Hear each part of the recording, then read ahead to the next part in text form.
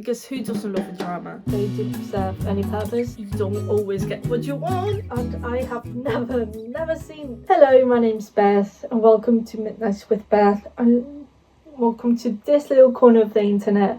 In this video, I'm going to read these two epic poems that were written 3,000 years ago, and I know that is a bit crazy, but I'm really eager to find more about. Well, I'm filming this from the future and I've already read those because I forgot to make an intro, but I am really happy that you're here with me and I hope you enjoy.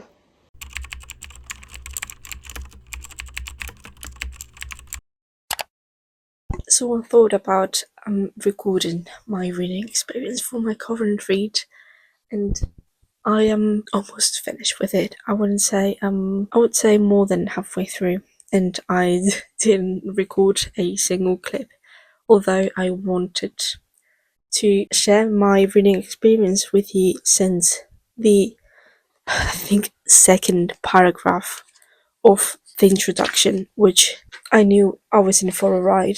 I'm currently reading the Iliad, the translation of Emily Wilson, and I have to say I am enjoying this greatly. If I could read the introduction paragraph to you that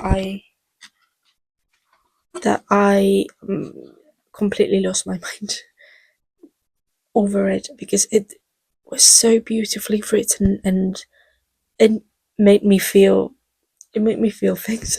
The poem evokes human greatness and human vulnerability. People are godlike in their courage and skill, but even the greatest mortals fall and clutch the dust between their bloody fingers. The beautiful word, now in Greek, menontadios, short-lived, is used of both Achilles and Hector and applies to all of us. We die too soon, and there is no adequate recompense for the terrible, inevitable loss of life. Yet through poetry, the words, actions, and feelings of some long ago brief lives may be remembered even 3,000 years later. That made an impact on me, and I thought, am I about to read the most incredible reflection of death, grief, and mourning? Because it is intense. If you didn't know, because of course we all know Homer and the Odyssey, and Odysseus and his greatest mind and wit, but we often overlook the Iliad, which tells the story of the last year of the War of Troy. And this incredibly long war, 10 years, a decade, we only witness the last few months. And the starting point is a priest going to these Greek warriors to ask them for mercy and to return his daughter that the Greeks have kidnapped, as well as many other women. This young woman was the trophy or the prize of Lord Agamemnon, son of Atreus. And it's interesting because when this woman is taken from him, he takes Achilles' slave, Briseis, the trophy that was Achilles. Now, that single thing is what projects the entire plot of this epic poem, and probably the doom of many, many people. And just in this third chapter or book, as Homer explains it, we get to see how crazy is the behavior of the Greeks, because they are in Troy to retrieve a woman that was first kidnapped from them, and yet they did the exact same thing that they condemned, and they went to war. So this simply reflects a never-ending cycle of violence and misogyny. And of course you have to understand the context, but it is even absurd at times. Now, when Achilles is left without his trophy, he is in anger. He do not want to continue war with his bride being harmed. And so, his divine mother Thetis goes to Zeus and asks him to do something about it. Zeus then grants the Trojans his favour and the open hand at this war, unless Achilles' pride is restored. And with that goes the greater part of this book until a point which I just surpassed. It is the death of Achilles' beloved, Patroclus. Now, there has been, of course, historical confusion about the relationship. The thing is, in the Greek political construction, there are certain cities which were auto-governed. They governed themselves, and they had different rights from each other. And in Athens, being queer was accepted, but if you were to transport certain tales, certain knowledge from city to city, from polis to polis, you had to adapt so that it would be accepted. So the relationship between Patroclus and Achilles, it is called a friendship. But when Patroclus died and this poor man, Antilochus, is ordered to tell Achilles about the passing of his great friend, he can't see how this relationship surpasses every kind of affection. It is crazy, and you can really see, because we have not been in the point of view of Achilles for very long, and we only just got back from his friend being deceased, being killed by Hector.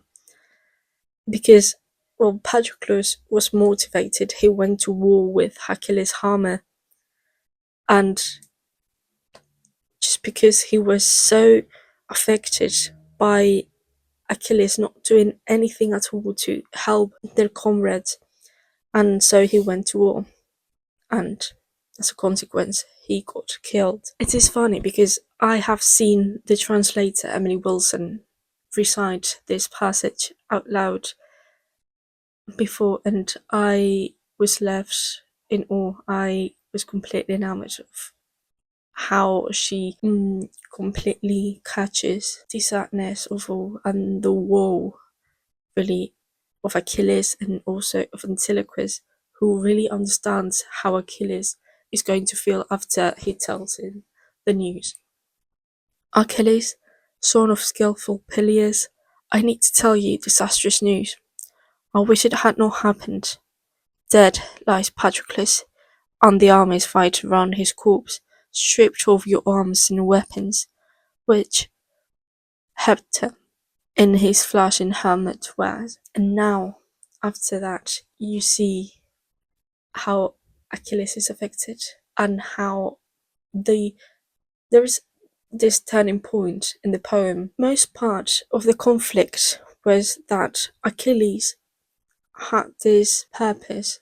He had this curse that his mother taught him about. Achilles' destined was to live short but in glory, or to live long but with no glory at all. Until this point in the poem, he has been very doubtful whether to continue to be there and to forgive their comrades and Agamemnon most of all, or to return home to live a long life. But in his doubt, Patroclus escaped his fingers and went to war and died. Death is a central motive of this novel. You see, afterwards in Roman literature, in Roman tradition, in epics and historiography, this war were transmitted with this intention of propaganda to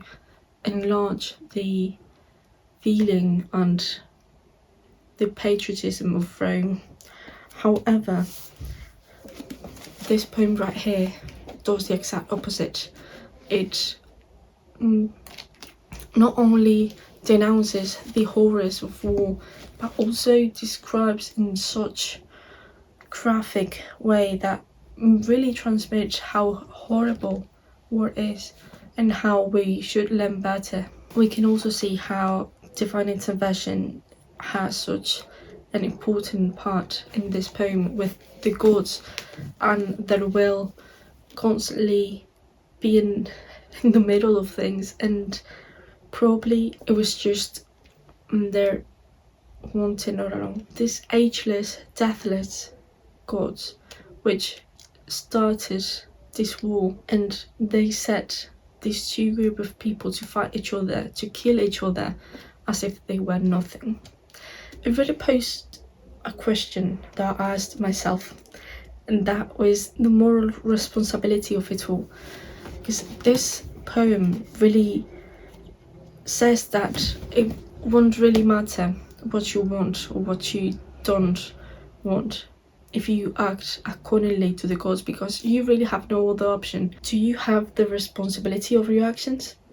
Because certainly it was not your will to commit them, but the gods, they cannot be held accountable for what their ideas and how they just pass certain borders of the mind. And it's really interesting to see how countless of humans, of mortals, die before the gods' eyes. And even if the gods are feeling this sorrow, they don't really do anything about it. They actually are the ones who propose all this, and it is their ultimate objective to assert their power over how many people. But the thing is, if you kill that people, you have no one to reign over. That was also really interesting, also because of the gods really have their own little quarrels with each other, and they fight and they manipulated each other to see who's got the upper hand, or whose desired would be completed. I am left at book 18, which is when Achilles is told that his friend has died, and I'm really eager to finish all 24 books of this, because I really didn't think I would enjoy it so much, but I'm happy to be proven wrong.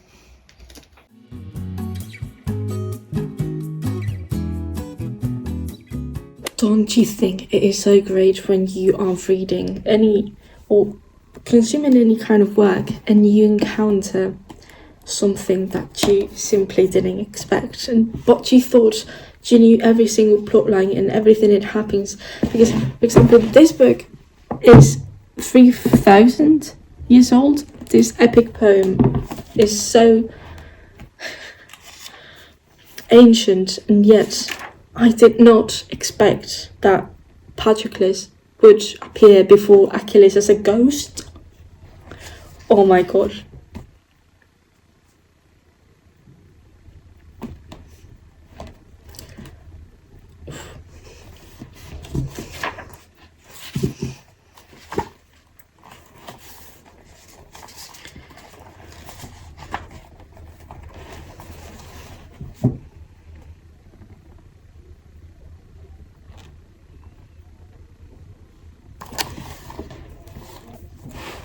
Oh.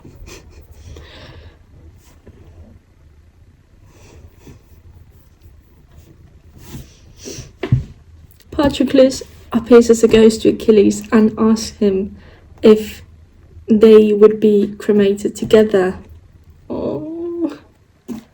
And and Achilles tries to grasp him, and he vanishes. Oh, that's so sad. Hear this. With these words, he reached his hand to him, but could not grasp him. the spirit vanished underneath the earth like smoke, with just a little squeaking cry. Oh my god. This is devastating. I didn't thought it would be once again devastating because he's already dead, but I am proven wrong. It is a few days later, and I can proudly say that I finished the Iliad. I ended up really liking the book more than I actually expected, because of course it's the Iliad and everybody knows about the Trojan War and then the journey of Ulysses or Odysseus back home. But actually, I really liked this poem. It made me think a lot about the human condition, about death and grief, and whether your actions are yours or are motivated by a divine plan. And it is quite interesting because the ending of the book itself, it's Hector's funeral. We have been told all the book that Achilles will die if he doesn't return home, and he knows it, but in the poem itself that doesn't appear. How Paris shoots an arrow led by Apollo into Achilles' heel, and that was interesting.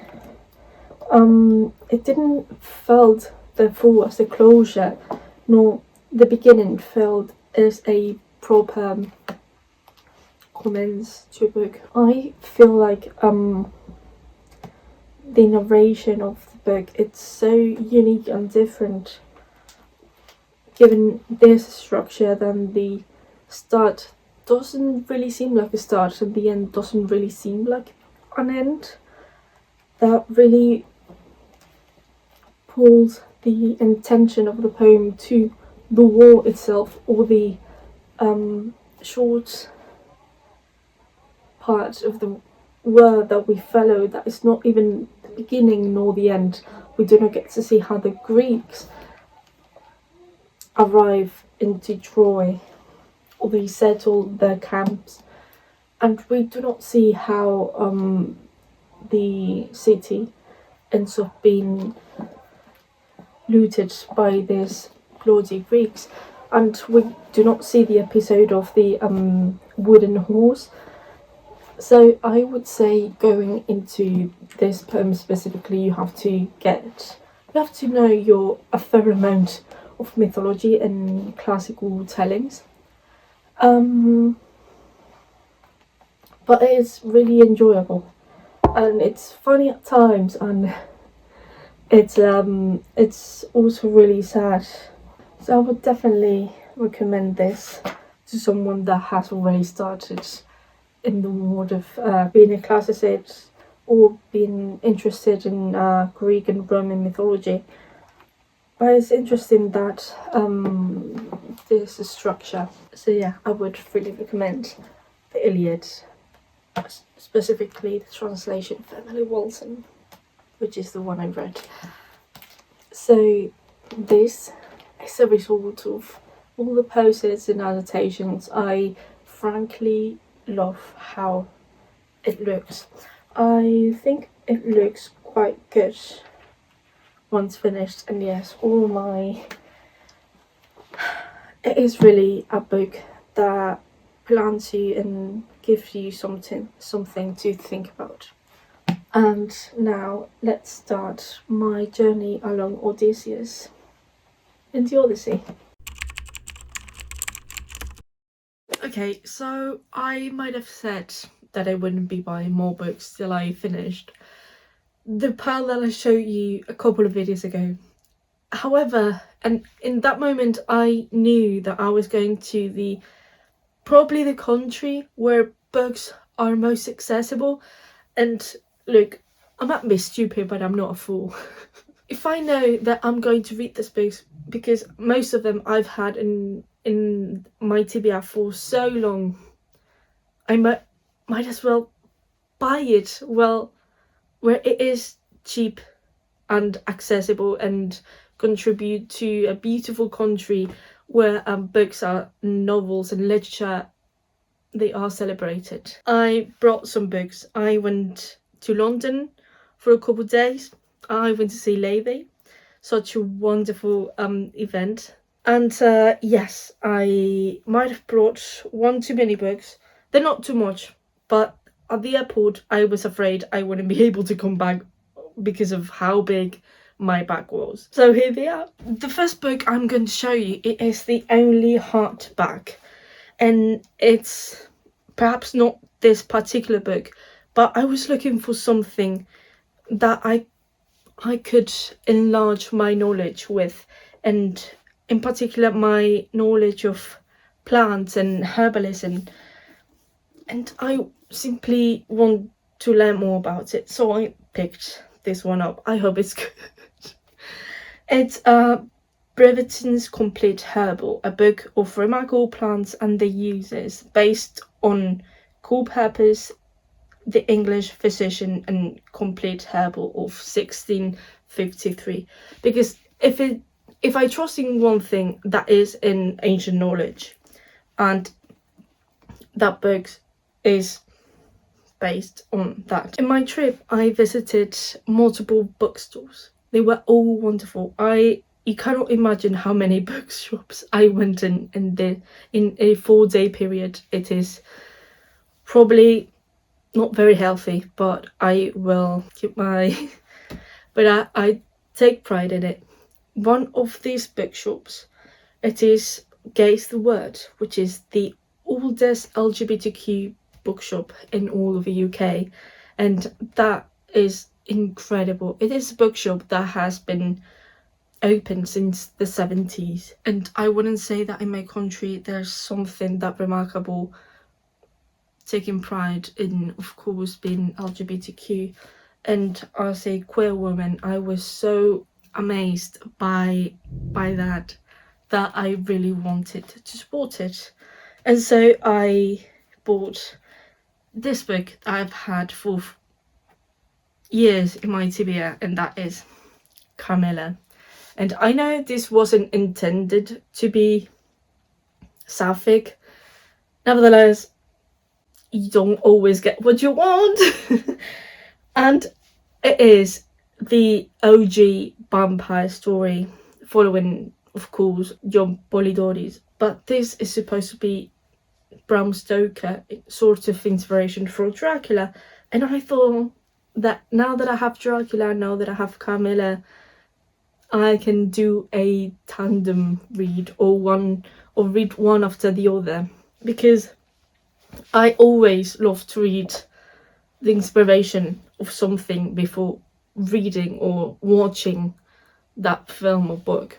I have not seen one single Dracula adaptation because I have not read Dracula, and so now I've got Dracula's inspiration. So I was thinking perhaps I might do a reading blog of both of them, and I'm quite excited because this might be short, but I'm sure it packs a punch. Then I picked up iBook. I have not seen anywhere at all, but I really do love the author.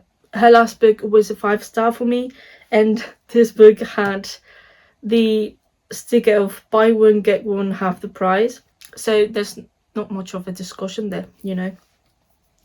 That is The Sirens by Amelia Hart. I loved Wayward, and I was actually waiting for this to come, this pocket paperback thing, not the big paperback that is completely atrocious if you ask me. But I am really excited because I like how Amelia Hart writes different POVs and also generations of women. I simply had no other option, to be honest. The Sirens by Amelia Hart. Next one I had for a very long time in my TBR, and when I went to London, the Women's Prize for Fiction had just came out, and this one is a very strong contender, I believe. It is Wild Actual by Charlotte McConaughey, And I'm so excited to read this one because I have never read a book in such a peculiar setting. This book takes place in a banksit in Antarctica, and I didn't know what banksits was before this. I didn't know they existed. And so I'm quite interested to read this one as well. Really eager to find how she develops a thriller in such a different setting. Also, while actual, I got this book in a indie bookstore, which was completely lovely, and it was wood on the water. And I can see here, I asked for this stamp here. It is a literal boat filled with books, and that was a bookshop. And I was so delighted. The people running the place they are so lovely, and I'm so excited to visit them again. Alright, I am going to present now the next 3 books together because they are all Greek tragedies, and I am so excited to be finally reading Sophocles. Well, two compilations of Sophocles. This one in particular is the 3 Timon plays, which this one was the most expensive. They do know what they're doing, that's for sure.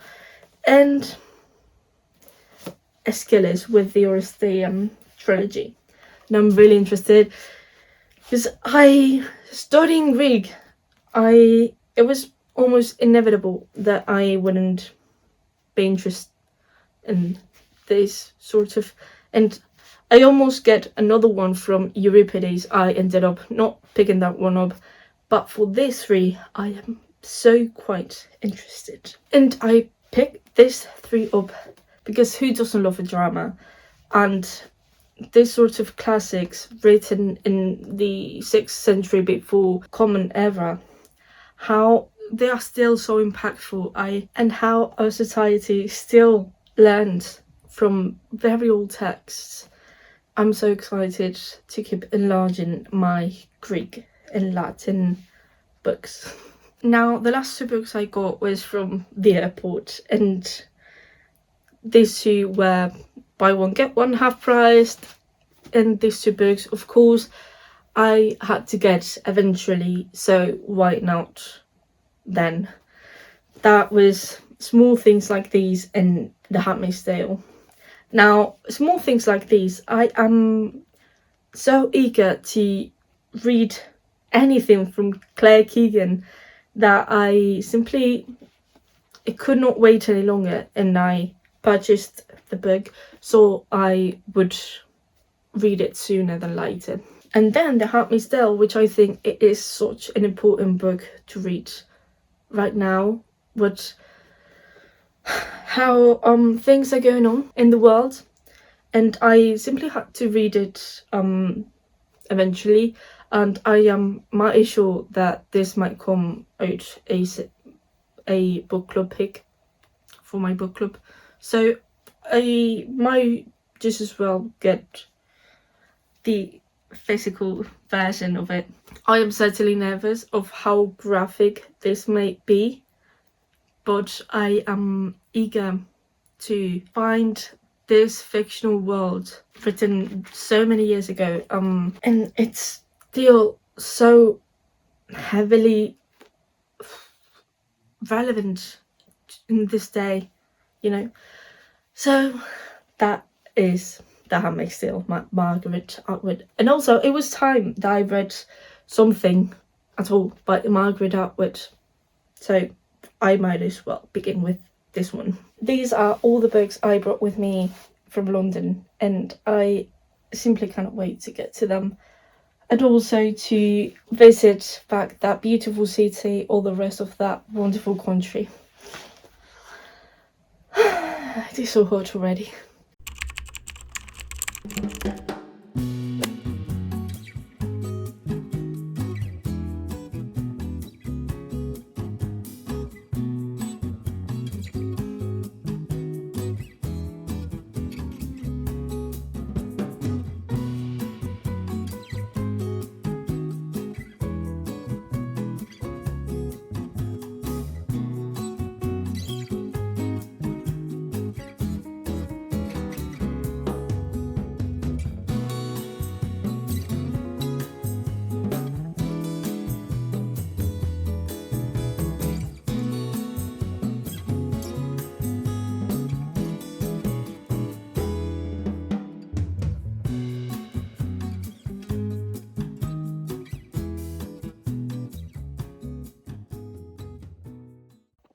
I was enjoying the book so much I completely forgot to make a halfway through entry for the Odyssey. So I'm going to give you my final thoughts in a moment. Stay tuned. This is a few days later, and I can properly say that I have finished both the Iliad and the Odyssey. This is the result that I was left with after annotating and finishing all this. I'm going to reiterate this once more. I do not enjoy they're called edge things because they do not serve any purpose, and you have to get used to flipping the pages vertically instead of horizontally. It's just a whole thing. I'm not a fan of that, to be honest. Also because you have to measure, then when you put the post-its, it doesn't that they are visible and not so hidden. Yeah, it happened to me right here.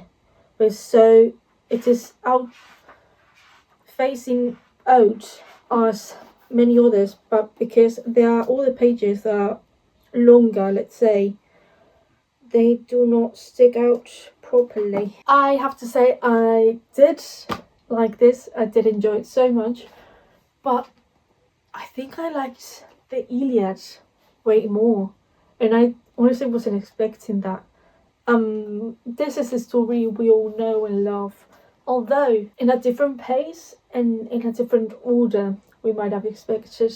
The story begins when Odysseus is in the island with Calypso, and Athena asks the god for permission and to help Odysseus out to allow him out of the island after 7 years being trapped in there. And it's really interesting because the popular part, the epic adventure as we know now of the Cyclops and the Sirens, the Charybdis and all that, happened before the start of the poem itself, and we get to know his travels and adventures. Escaping the island of Calypso, he ends up with the princess Nausicaa, was it? Yes, Nausicaa and the Thasians.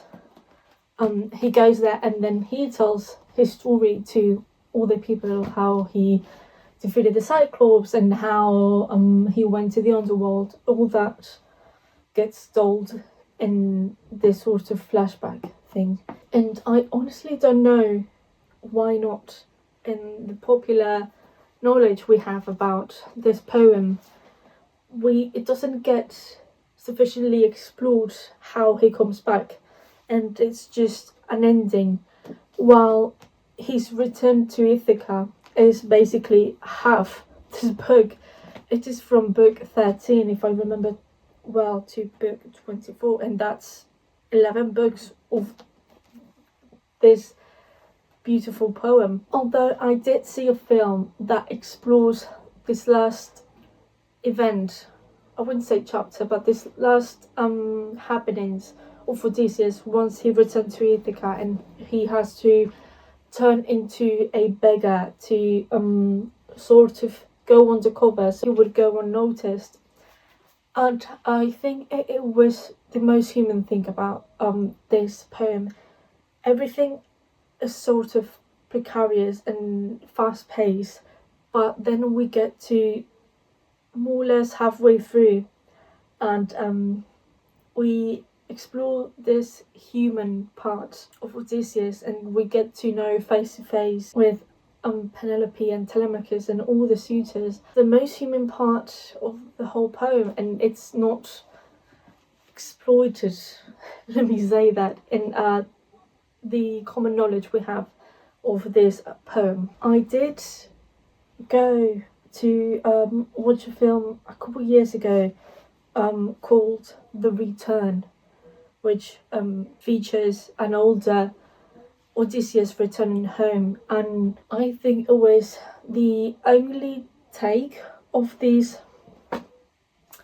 ancient poem that I could see that really honors the human part. It's not so much of a youthful and skilled thinker person, but a really worn out soldier from war, from the horrors of war, that returns home and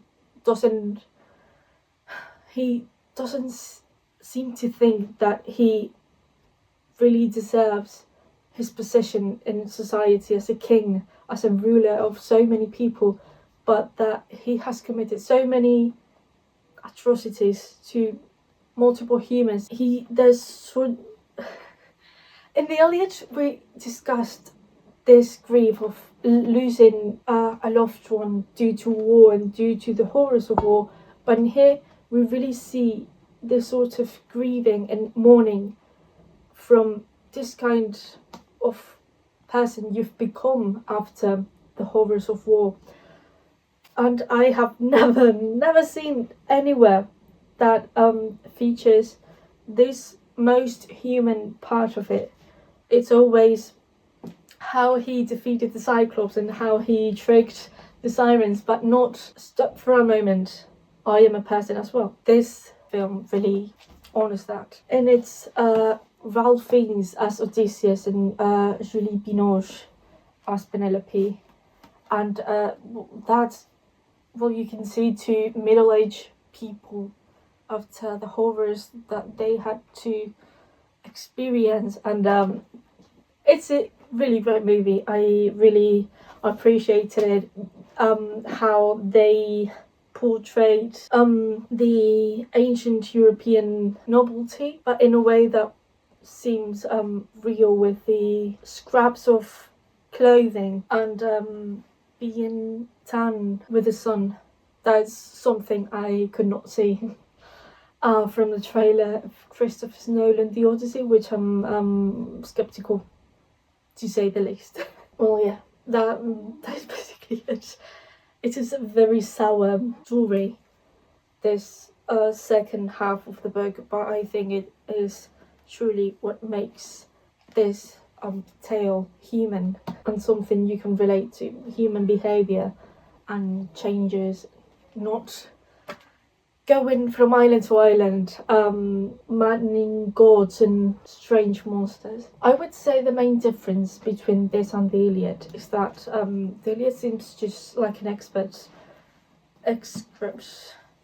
however that thing's pronounced, from 9 years of war.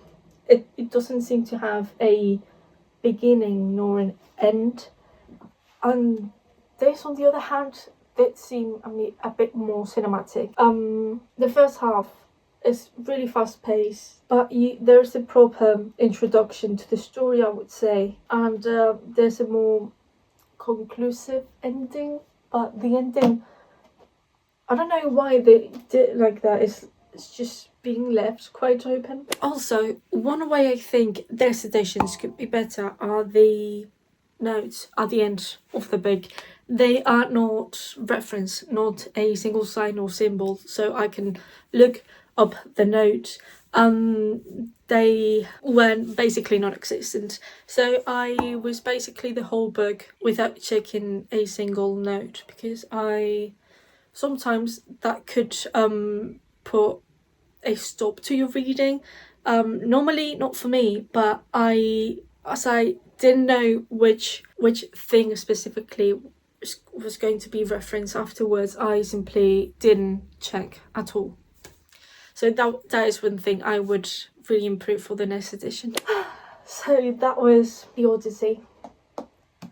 Who would have thought that in the fine year 2026 I would read two magnificent poems of more than 2700 years? That would have been something. But I'm really glad I did, and I really hope you liked this video, and I will really appreciate if you supported me. Please tell me what your take on the Odyssey and the Iliad is, because I'm really eager to talk about these two wonderful things with someone or anyone, really. I'm really glad you're here with my two babies, and we'll see each other in the next one.